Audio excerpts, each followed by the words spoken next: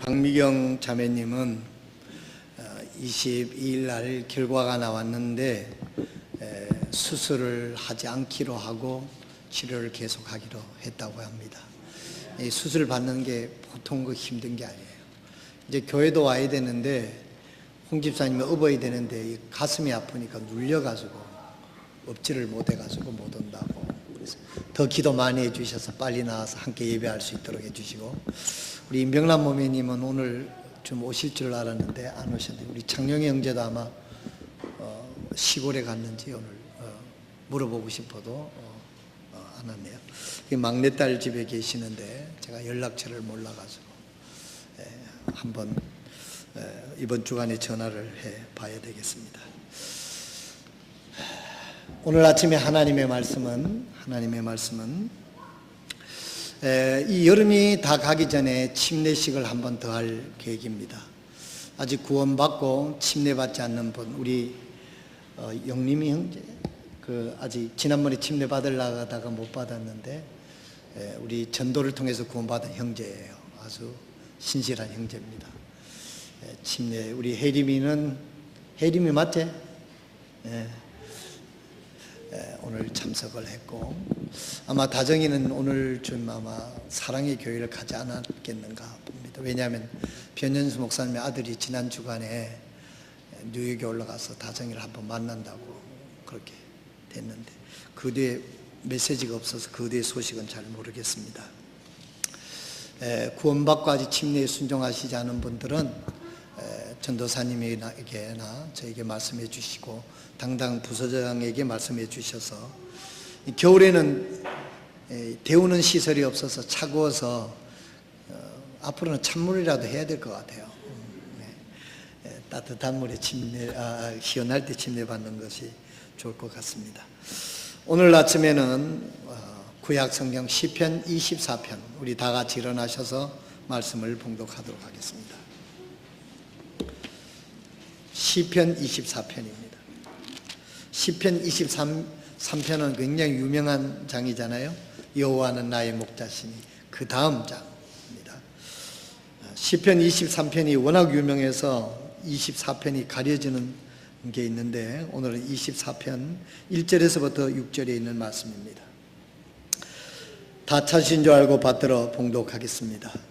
땅과 거기에 충만한 것이 주의 것이요 세상과 그 안에 거하는 자들도 그러하니, 그분께서 바다들 위에 그것을 세우시고 큰 물들 위에 그것을 굳게 세우셨도다.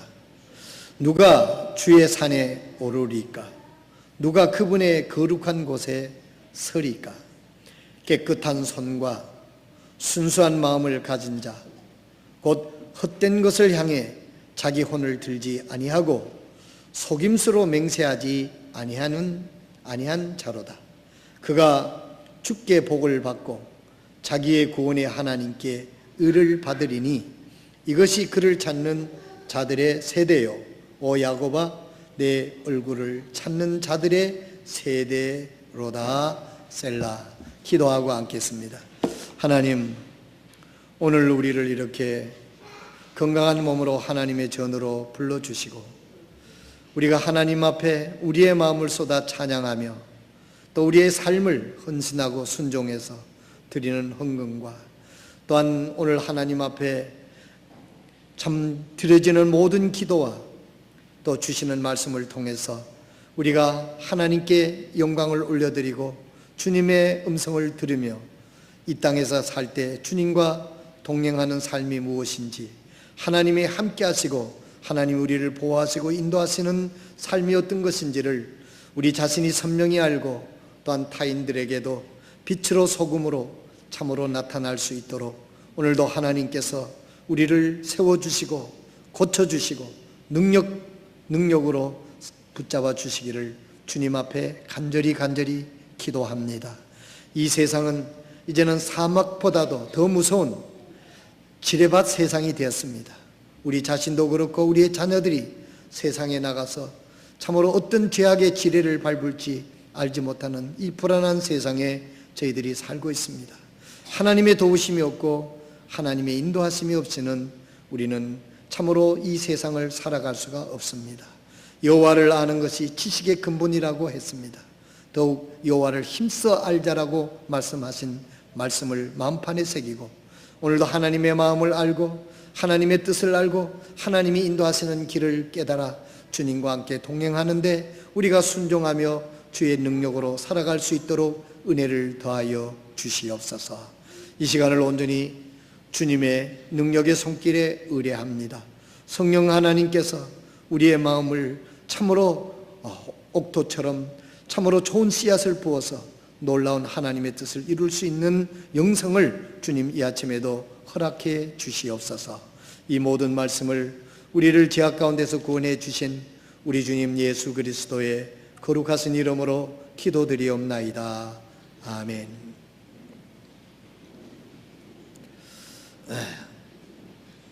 오늘 본문 중에서 제목을 선택했는데요.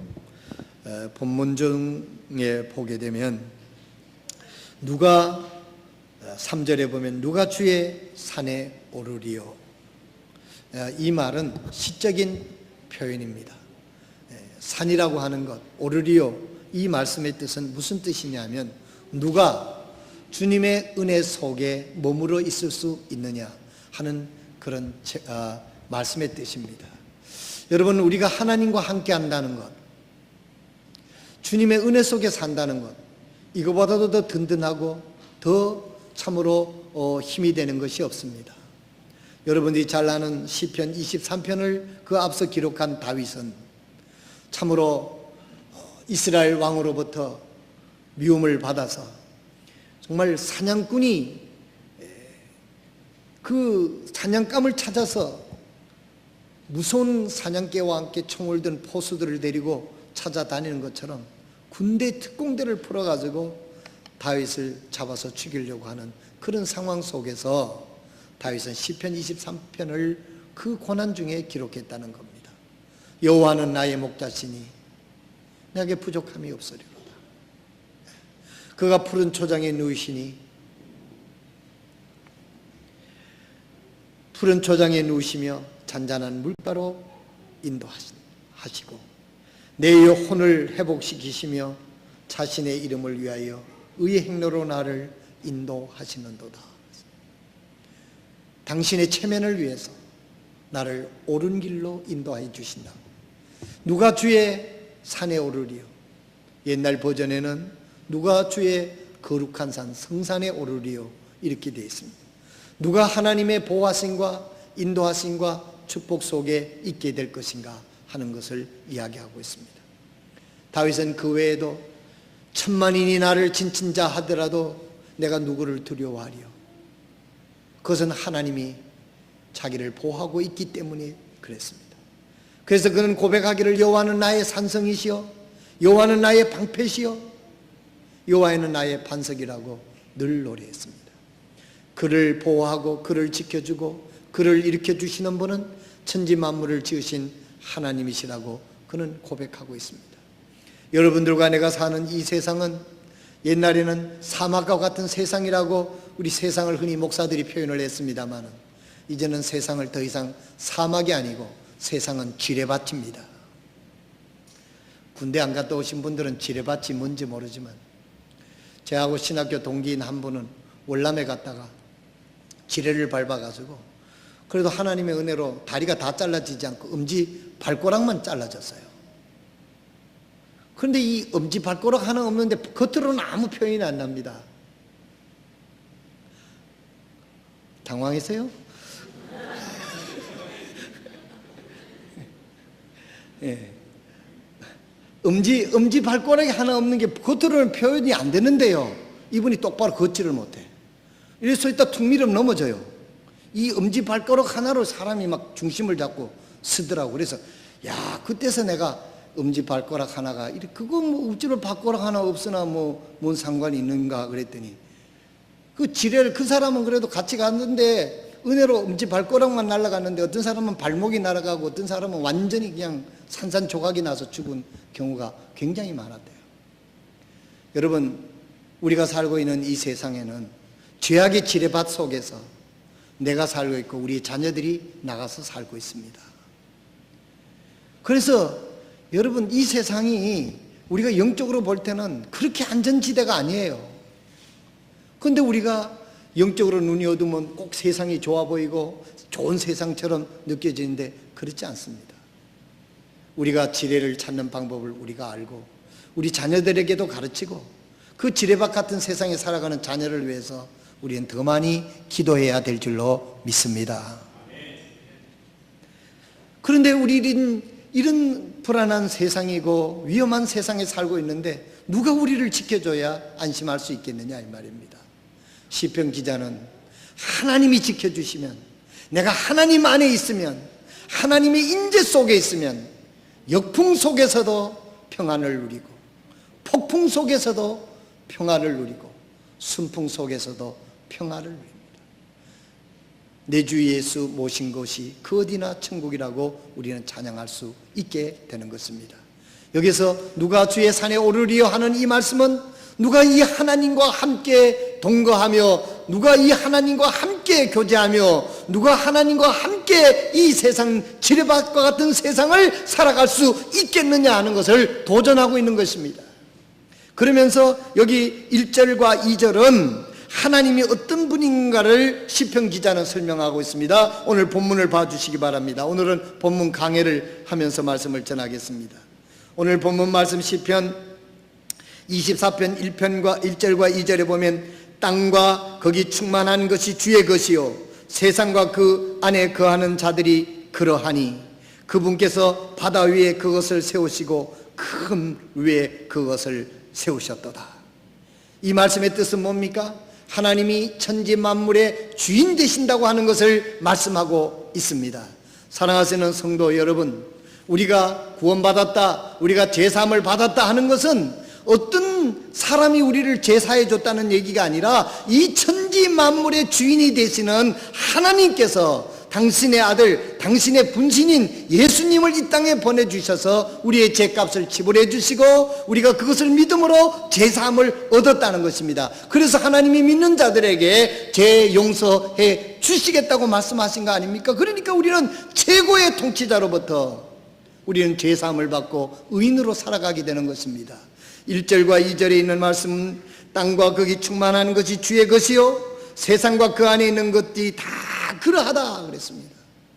이 우주 만물 세상 모두를 다스리시는 하나님의 보호하심 속에 있는 것보다 더 안전한 것이 없다고 하는 것을 말하기 위해서 여기 시편 1절과 2절은 말씀하고 있습니다.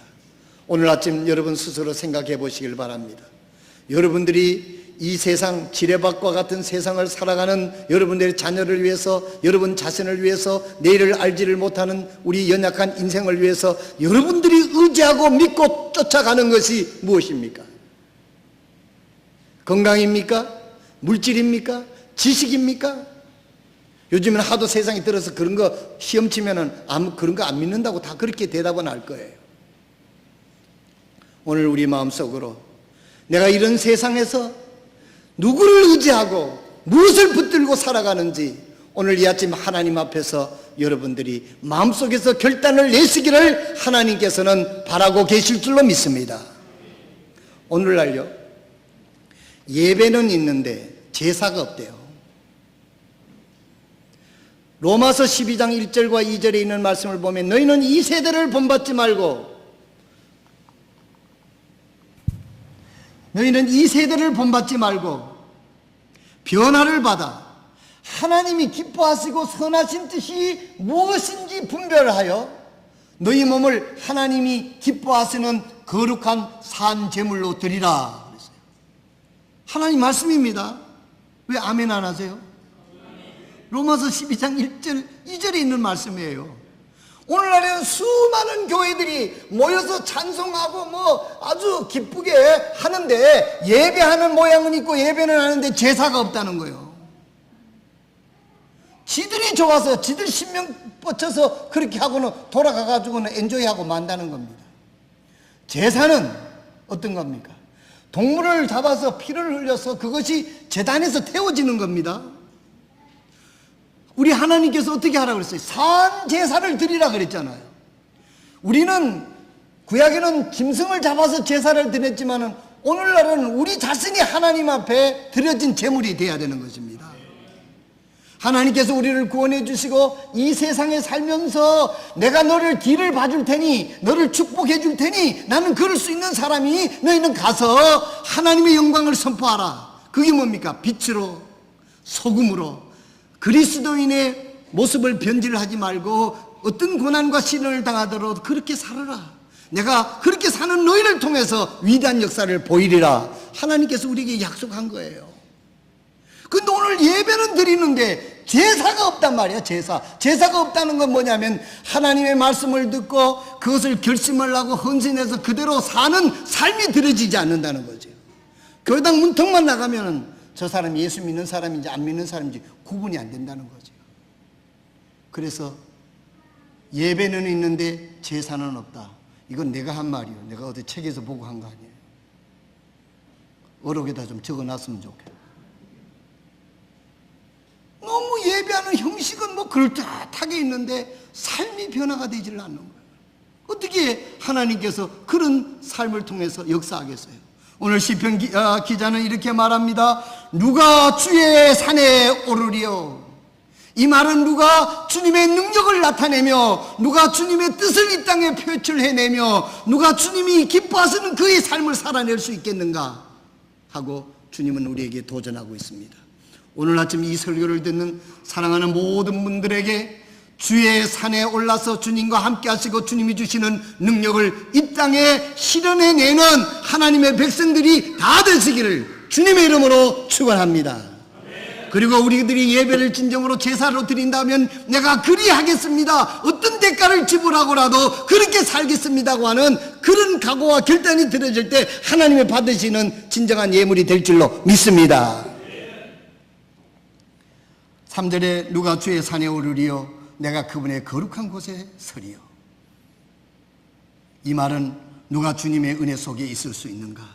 누가 하나님의 축복의 주인이 될 수 있는가 하는 질문입니다. 4절에 해답이 있습니다. 오늘 본 말씀 4절에 보니까 깨끗한 손과 순수한 마음을 가진 자, 곧 헛된 것을 향해 자기 혼을 들지 아니하고 속임수로 맹세하지 아니하는 자로다. 그랬습니다. 누가 주님과 함께 할 수 있습니까? 누가 주님이 쓰실 수 있습니까? 누가 주님이 일을 부탁할 수 있습니까? 누가 주님께서 하나님의 귀한 능력을 부어줄 수 있습니까? 주님은 바리새인들을 향하여 말했습니다.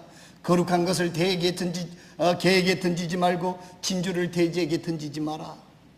참으로 귀한 것을 알아보지 못하기 때문에 그렇습니다. 하나님이 그 귀하신 능력과 귀한 은총을 아무에게나 부어주는 것 아니라고 하는 뜻을 말씀하고 있습니까? 누가 주님의 은혜 속에 있을 수 있는가? 누가 주의 산에 오를 수 있나요? 주님은 해답해 주십니다. 4절에 깨끗한 손과 순수한 마음과 헛된 것을 향해 혼을 들지 않는 것, 헛된 세상 것들을 하여 시간과 정신을 빼앗기지 않는 사람들, 속임수로 하나님 앞에 거짓 맹세하지 않는 사람들, 진정성을 의미하는 거죠. 한마디로 말해서 이것은 깨끗함을 의미합니다. 깨끗함을 영적인 표현을 하면 거룩함을 의미합니다. 거룩함은 하나님의 품성입니다. 거룩함은 사람에게 없어요. 하나님을 믿고 하나님의 자녀가 된 자에게 하나님이 주시는 거룩한 성품인 것입니다. 이건 세상적으로 말하면 깨끗함이에요. 우리가 예수 믿고 구원받으면 어떻게 됐어요? 우리가 깨끗함을 받았지 않습니까? 제사함을 받았으니까 하나님 볼 때에 깨끗한 사람이 된 거예요. 예수의 피로 우리가 깨끗해지게 된 거예요.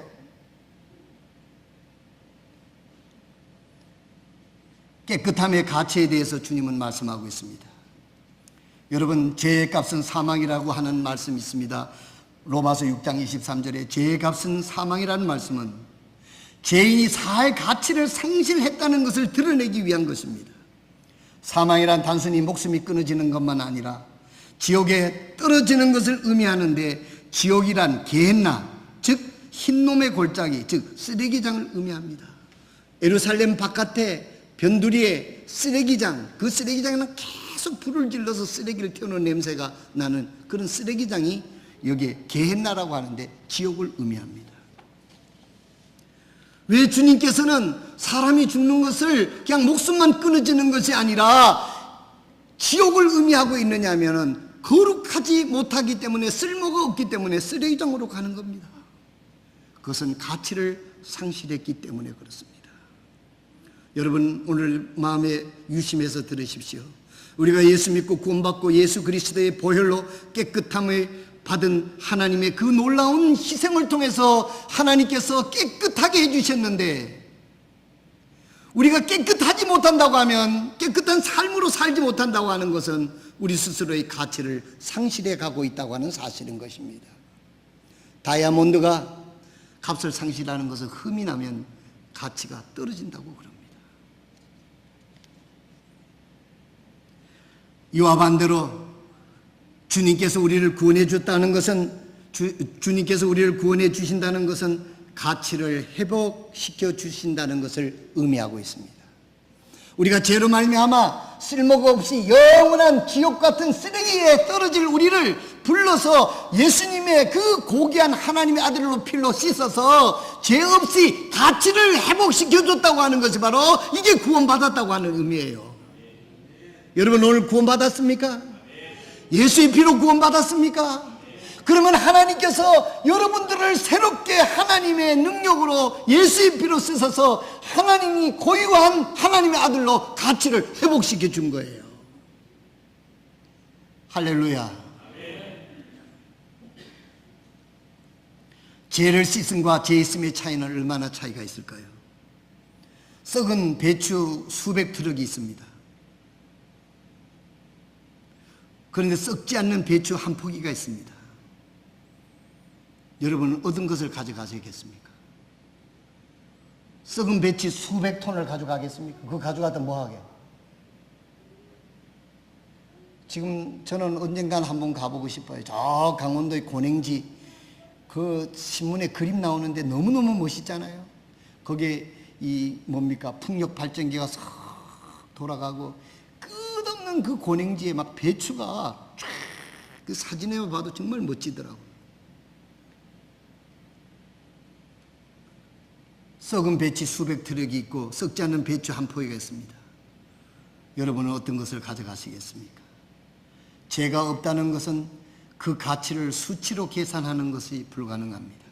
왜냐하면 죄인들이 붙잡고 있는 모든 것은 가치로 인정할 만한 것이 없기 때문입니다.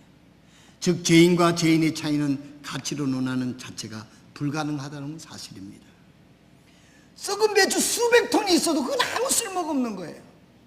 썩지 않은 한 포기의 배추가 귀중한 것처럼 하나님께서 우리를 불러서 구원하셔서 하나님의 자녀로 회복시켜 주신 거예요. 할렐루야. 그리고 이 세상에 우리를 심어놓고 내가 너의 아버지다. 너가 이 땅에서 나의 아들, 딸들처럼 살아라. 내가 너와 함께 할 것이고 너를 보호해 줄 거고 너를 축복할 거고 너를 통해서 내 뜻을 이루어 주시겠다고 하나님 우리에게 부탁하고 있는 것입니다.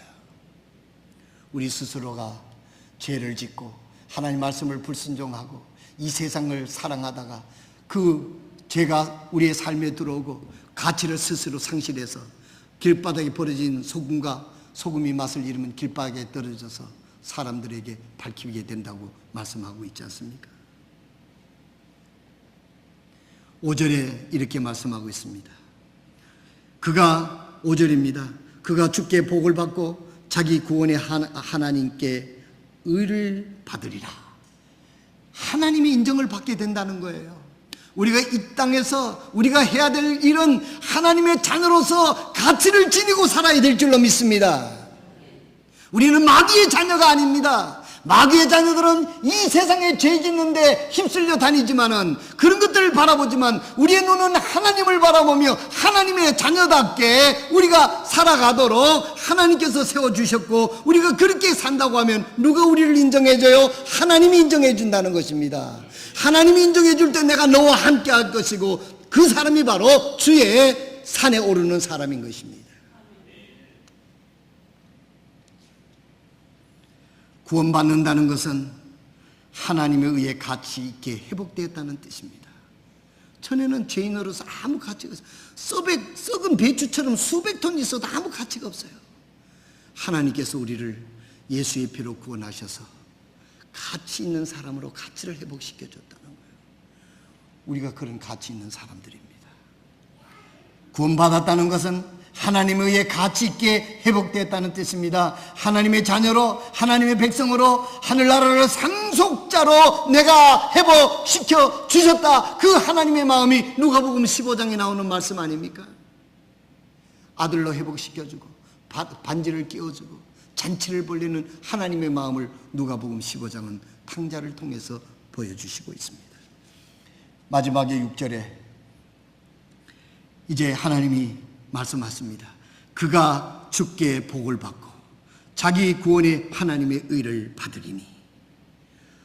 저는요, 성경을 읽어보는데 하나님을 믿고 믿음으로 살았던 사람들은 한동안은 어렵게 고난을 통해도 마지막에는 반드시 하나님의 반전을 보게 됩니다. 우리 교회 성도들이 하나님의 반전이 있는 생애가 되시기를 바랍니다. 요셉은요 14년 동안 친족 형제들에게 배신을 당했어요. 또한 자기는 수없이 거룩하고 정결하고 정절을 지켰지만 결과는 감옥이었습니다. 사람들을 상내하고 사람들을 돕고 신뢰했지만은 자기에게는 아무것도 돌아오는 것이 없었어요. 그것을 주로 14년 동안 했습니다.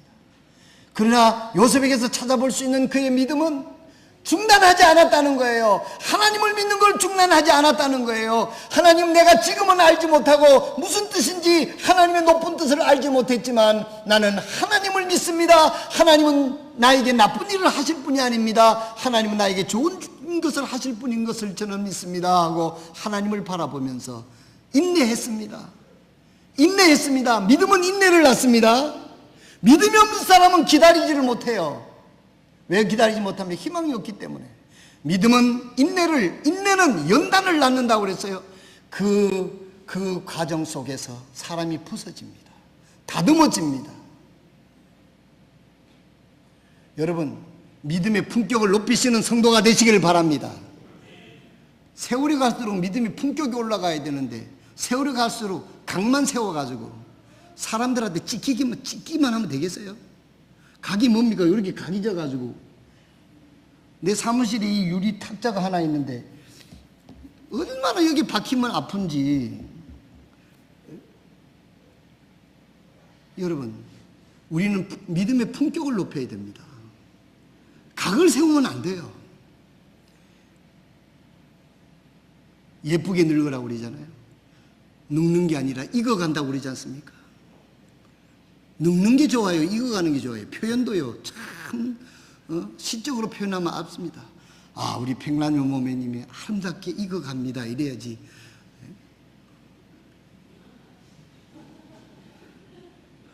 너 뭐, 아이고 목사님 폭삭 늙었습니다 이러면 그거 좋겠어요?